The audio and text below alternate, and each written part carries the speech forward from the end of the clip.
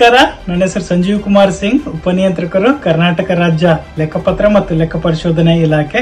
ಪ್ರಸ್ತುತವಾಗಿ ಮುಖ್ಯ ಲೆಕ್ಕಾಧಿಕಾರಿ, ಸಾರ್ವಜನಿಕ ಶಿಕ್ಷಣ ಇಲಾಖೆ, ಧಾರವಾಡಲ್ಲಿ ಕಾರ್ಯನಿರ್ವಹಿಸುತ್ತಿದ್ದು, ನಾನು ಸ್ಪರ್ಧಾತ್ಮಕ ಪರೀಕ್ಷೆಗಳಿಗಾಗಿ ಯೂನಿವರ್ಸಲ್ ಕೋಚಿಂಗ್ ಸೆಂಟರ್ ಬೆಂಗಳೂರಲ್ಲಿ ತರಬೇತಿ ಪಡೆದಿದ್ದು, ಶ್ರೀ ಉಪೇಂದ್ರ ಶೆಟ್ಟಿ ಸರ್ ಅವರು ನನಗೆ ಸಾಕಷ್ಟು ಪ್ರೋತ್ಸಾಹ ನೀಡಿದರು.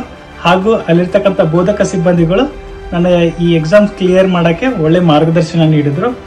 ನನ್ನ ಒಂದು ಯಶಸ್ಸಿನಡಿ ಯೂನಿವರ್ಸಲ್ ಕೋಚಿಂಗ್ ಸೆಂಟರ್ನ ಪಾತ್ರ ಅಪಾರವಾಗಿದ್ದು, ಧನ್ಯವಾದಗಳು.